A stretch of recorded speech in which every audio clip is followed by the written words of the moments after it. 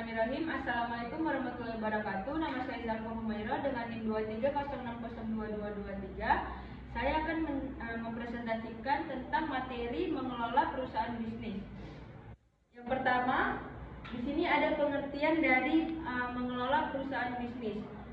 Mengelola perusahaan bisnis yaitu suatu perusahaan juga disebut dapat tempat berlangsungnya proses produksi yang menggabungkan faktor-faktor produksi untuk menghasilkan barang dan jasa. Hal ini disebabkan karena kebutuhan manusia tidak bisa digunakan secara langsung dan harus melewati sebuah proses di suatu tempat. Sehingga inti dari perusahaan adalah tempat melakukan proses sampai bisa langsung digunakan oleh manusia. Selanjutnya di sini ada jenis-jenis perusahaan bisnis. Berdasarkan bentuk badan usaha, perusahaan bisnis itu dibagi atas dua, yaitu yang pertama perusahaan perseorangan. Perusahaan perseorangan berarti badan usaha yang kepemilikannya dimiliki oleh satu orang. Yang kedua, perseorangan terbatas, yaitu organisasi bisnis yang memiliki badan hukum resmi yang dimiliki oleh minimal 2 orang atau lebih dengan tanggung jawab yang hanya berlaku pada perusahaan tanpa melibatkan harta pribadi atau perseorangan yang bersangkutan. Yang kedua, ada jenis-jenis perusahaan yang berdasarkan kepemilikannya. Jenis-jenis perusahaan yang berdasarkan kepemilikannya terbagi atas 3, yaitu perusahaan negara, perusahaan swasta, dan perusahaan operasi.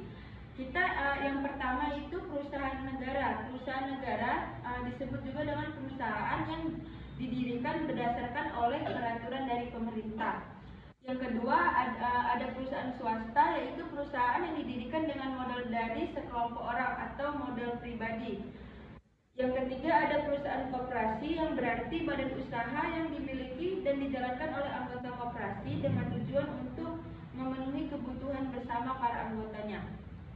Jenis-jenis perusahaan yang ketiga yaitu berdasarkan dari kegiatan bisnisnya, yaitu yang pertama perusahaan jasa. Perusahaan jasa itu adalah organisasi yang memiliki aktivitas produksi yang produknya tidak berwujud atau tidak jasa dan bertujuan untuk memenuhi kebutuhan para konsumen dan untuk mendapatkan keuntungan. Yang kedua ada perusahaan ekstraktif, yaitu organisasi yang kegiatan bisnisnya hanya memanfaatkan dari hasil-hasil kekayaan alam. Yang ketiga ada perusahaan agraris, yaitu organisasi yang bergerak di bidang pengelolaan sumber daya alam seperti perusahaan agroindustri, perusahaan perkebunan, dan perusahaan perikanan darat serta peternakan. Lanjut, yang ketiga kita masuk di elemen-elemen dalam sistem bisnis. Nah, elemen dalam sistem perusahaan bisnis terdiri dari 4 bagian. Yang pertama ada modal. Modal adalah sejumlah uang yang digunakan untuk menjalankan kegiatan bisnis, yaitu transaksi. Yang kedua ada bahan-bahan atau bisa disebut juga dengan material, yaitu faktor produksi yang diperlukan dalam melaksanakan aktivitas bisnis untuk diolah dan menghasilkan barang dan jasa yang dibutuhkan masyarakat. Elemen yang ketiga termasuk juga di sini ada sumber daya manusia atau SDM. Kualifikasi SDM itu yakni yang memiliki kemampuan kompetitif dan berkualitas tinggi. Yang keempat ada keterampilan manajemen atau manajemen skill. Sistem manajemen yang dijalankan berdasarkan prosedur dan tata kerja manajemen. Nah, kita mau lanjut ke bagian 4, yaitu perhitungan dalam perusahaan bisnis. Dalam perusahaan bisnis ada beberapa hal yang perlu diperhitungkan, yaitu yang pertama ada biaya tetap. Biaya tetap atau disebut juga dengan fixed cost. Yang kedua ada biaya tetap rata-rata, yaitu disebut juga AFC, di mana biaya tetap itu selalu dibagikan dengan jumlah biaya tetap dalam satuan. Yang ketiga ada biaya variabel atau biaya tetap dan berubah-ubah. Yang keempat, biaya variabel rata-rata atau AFC, di mana biaya variabel dibagi dengan jumlah biaya tetap dalam satuan. Yang kelima ada total biaya atau TC. Biasanya TC yaitu hasil dari variabel fixed cost dan variable cost. Yang keenam ada biaya rata-rata atau disebut juga dengan AC. Untuk mendapatkan biaya rata-rata dapat dijabarkan dengan rumus total biaya dibagi dengan jumlah biaya dalam satuan. Yang ketujuh, harga pokok produksi atau HPP. HPP bisa ditemukan dengan total biaya atau TC dibagi dengan jumlah atau Q.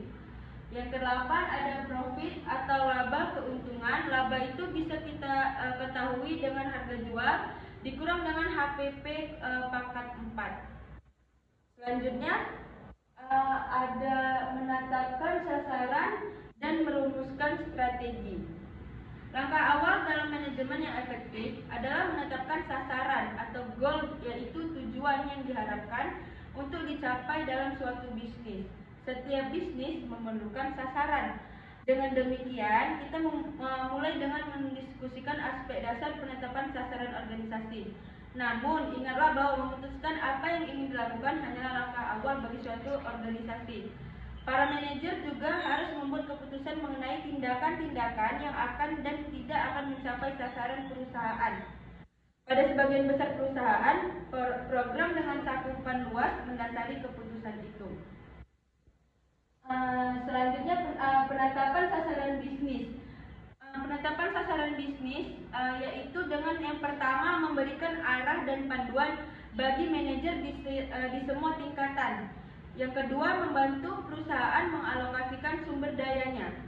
Yang ketiga, membantu menetapkan budaya korporasi. Dan yang terakhir, membantu manajer menilai kinerjanya.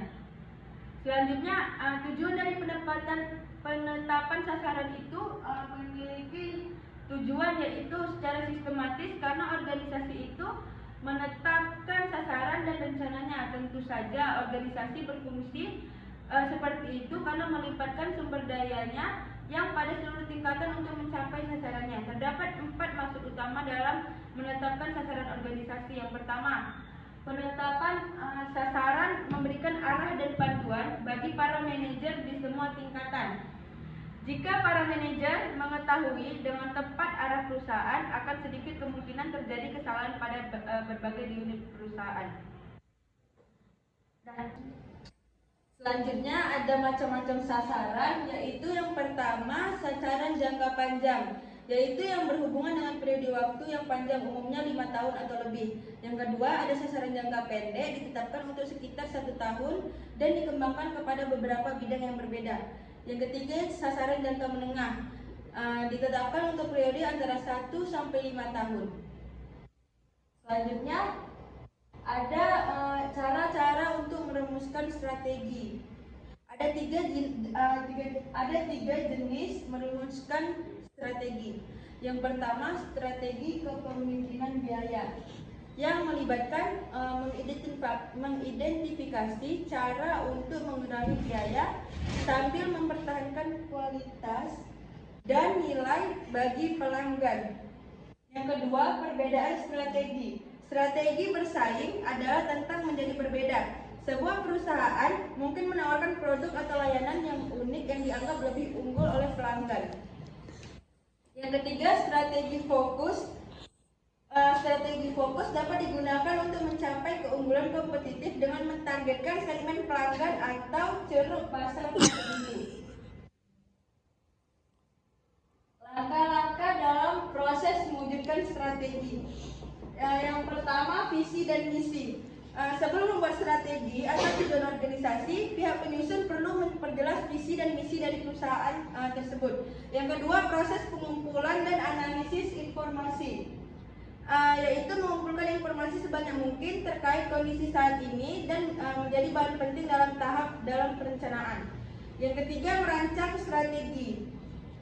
dapat dimulai dengan melakukan identifikasi sumber daya yang tersedia dalam perusahaan, seperti SDM maupun sumber daya lainnya. Yang keempat, menjalankan strategi. Nah, selanjutnya jenis-jenis strategi. Jenis-jenis strategi terbagi atas yang pertama, strategi perusahaan atau corporate strategi. Ini bertujuan untuk menetapkan keseluruhan sikap perusahaan terhadap pertumbuhan dan cara perusahaan mengelola bisnis. Yang kedua, ada strategi bisnis atau strategi persaingan. Strategi persaingan yaitu berlangsung pada tingkat unit bisnis atau lini produk yang berfokus pada peningkatan posisi bersaing perusahaan. Yang terakhir, ada strategi fungsional. Pada level ini, para manajer dalam bidang spesifik memutuskan cara terbaik mencapai tujuan perusahaan dan bekerja seproduktif mungkin. Ya, sekian dari penjelasan tentang materi mengelola perusahaan bisnis. Terima kasih.